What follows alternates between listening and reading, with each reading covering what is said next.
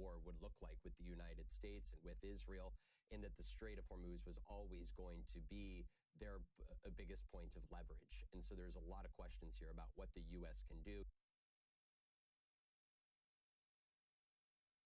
here and the extent that it can pressure allies to assist throughout the Strait of Hormuz. General Marks, I know it was tough to hear the president during those remarks he made on Air Force One and what they call a press gaggle, but he said that securing the Strait of Hormuz is a very small endeavor. So he's trying to message to allies to get involved. Very small endeavor, is that right? No, it's not. Let me also indicate that I am convinced, albeit I'm not inside the administration, that from the Joint Chiefs of Staff and through the planning process, there has been an extensive amount of planning and consideration for the closure of the straits. It always exists. That plan is on the shelf. It's a policy decision to execute that.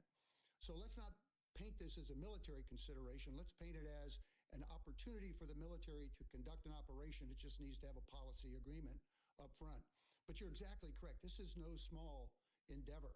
It requires naval vessels with mine countermeasure capabilities. That is the ability to detect, identify, and then render safe. That means blow up or push to the side, mainly blow up mines that are in the straits. The U.S. Navy has that capacity, but it requires a significant amount of application of force and those vessels in the straits.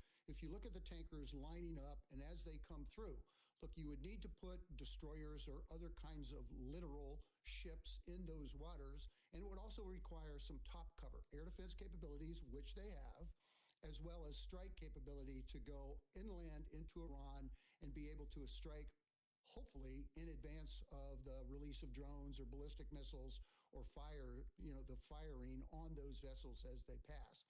The issue is once you start that, you now have opened the door for that type of operation to continue. And when do you make the determination that you've achieved, mission success, or at least you've reached a level of stasis where you can back off a little bit? But this is a commitment of resources for quite some time. Aaron, as Vaughn talked about his conversations with administration officials, our colleague David Rote also spoke with several military and maritime experts, and they say the administration really should have seen this Hormuz shutdown coming.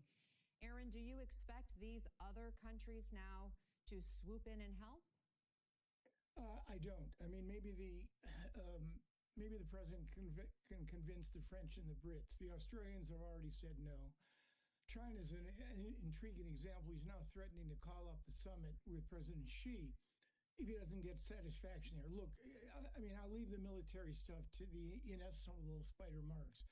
This is what happens when you go to war based on false and unproven intelligence, underestimating the capacity and the defiance and resistance of the adversary, without any support from your allies, and without a unified Congress and American public behind you.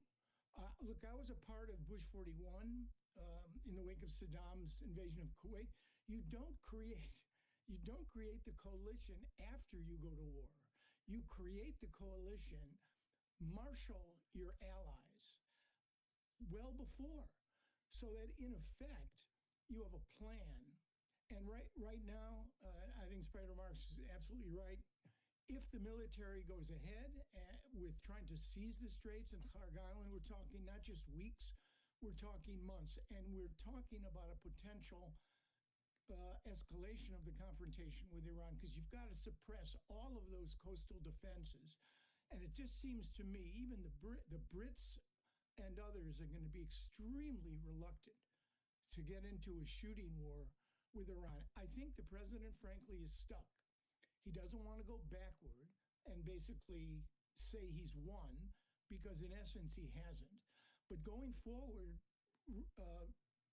I think, involves continued economic dislocation and the potential of more casualties. And to your point about the planning that should have happened in advance and the perhaps reticence of our allies to now join this fight, Keir Starmer said this morning at a press conference, we will not be drawn into the wider war, saying we need a credible, viable plan, because this is, to say the least, not easy and not straightforward, and therefore we have to make sure we've got that credible plan in place.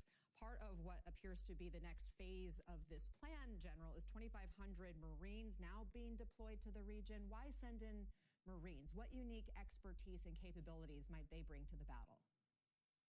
Well, the Marines are a phenomenal fighting force, first of all. But in this particular case, the challenge is it's not clear exactly what this administration wants to do. I can only suggest some possible options. One is, as Aaron David indicated, the deployment of those Marines onto Karg Island, which is at the northern end of the Gulf, and to take over that export terminal and own it. The military capacity there has already been destroyed, so that no over-the-shore deployment is easy and without casualties. So that would be a difficult operation, but it could be done. The other thing that concerns me is that if you were to deploy forces in the vicinity of the straits directly, and you wanted to put Marines or any forces over the shore into Iran, that part of Iran has the Zagros Mountains. That's incredibly difficult terrain to come ashore and then try to push inland, to push the weapon systems that the IRGC or whatever resistance forces might be there, to push them back so that you can minimize their ability to disrupt traffic through the straits.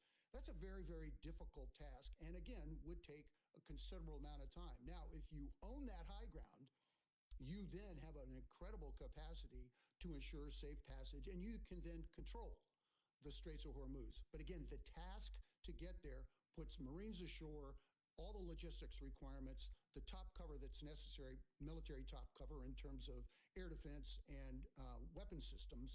This becomes a very, very difficult, long engagement. And again, look, the U.S. and the Israelis have aerospace supremacy, not superiority. They own that airspace. But we still see what they are capable of doing inside the Gulf.